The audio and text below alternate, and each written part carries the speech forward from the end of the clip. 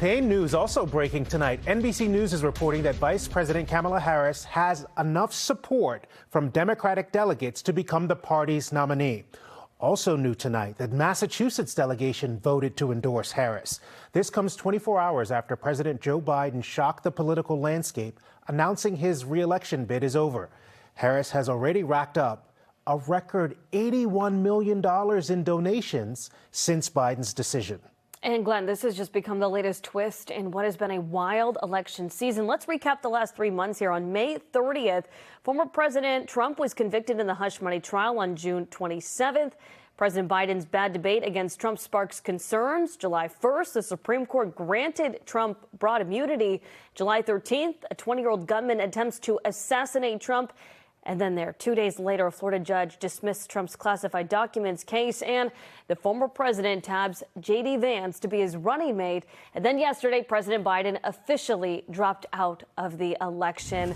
So much has happened in just the last 3 months. It is hard to keep track of it all, but thanks for joining us tonight on this Monday. I'm Priscilla Kausper. It's going to be a long road to November. I'm Glenn Jones. With Biden out of the race, Vice President Kamala Harris kicked off her first day of campaigning, hoping to rejuvenate a party that has been divided during the last few weeks. And tonight, we're taking a look at the support for Harris, how the Trump campaign is responding, and President Biden's first comments since dropping out of the race. With the political world drastically shifting, Vice President Kamala Harris is looking for solid ground in the first full day of her presidential campaign.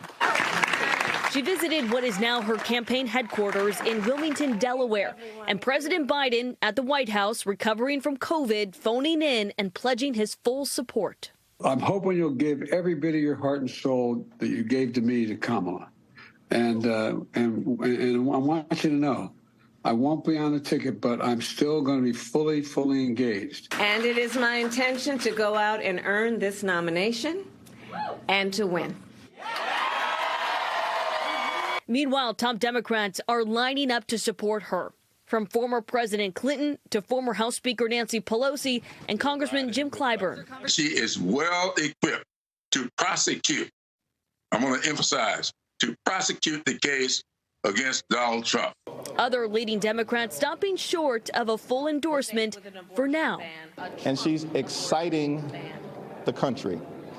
And so I'm looking forward to sitting down with her. The Trump campaign is forced to change gears with President Biden's age and mental acuity off the table. And today, the GOP vice presidential candidate, J.D. Vance, criticized Democrats for ignoring the will of the people. But if you want to run for president, you've got to make your case to voters. You make your case to voters. That's what President Trump did. And questions are also swirling over who the vice presidential nominee will be. Among the contenders are the Democratic governors in battleground states, so that will be very critical this November. Meanwhile, Democrats here in the Bay State are showing support for Vice President Harris, not only politically, but personally, too. NBC 10's Aaron Logan continues our team coverage. Aaron, I'll be interested to hear what local Dems had to say. Well, Glenn, as you know, over the last 24 hours, the list of Massachusetts lawmakers showing support for VP Harris has certainly grown. All have their reasons for endorsing her, as do those who knew her even before she graduated college. There was no doubt this woman pictured in 1986 would end up being the woman we all know as Vice President Kamala Harris. Those words from a college classmate. She always knew what she wanted to do. When she was a freshman, she ran for student council. Brockton Police Department's public information officer, Darren Duarte, graduated with Harris from Howard University, where they were both involved with the school newspaper. He remembers clearly her passion to fight for what she believed in, even if it meant going up against school administration. There was a protest because the school administration was trying to shut the paper down. It's interesting to see her now compared to back then. And actually, it made a big story in D.C. at that time. Duarte has no doubt VP Harris will make history as the first ever female president. So does Massachusetts Attorney General Andrea Campbell. You can see from these photos, the two go way back. She was the commencement speaker at my UCLA law school graduation. So I followed her career to AG, to Senate, to vice president. And I'm confident that she is the best candidate in this moment in time to bring our country together to push past this hate and political divisiveness we're seeing. Senator Elizabeth Warren has worked closely with Harris for years. She's confident Harris will secure the Democratic nomination and ultimately be the next president. Kamala Harris cut her teeth as a young lawyer, as a prosecutor, as an attorney general.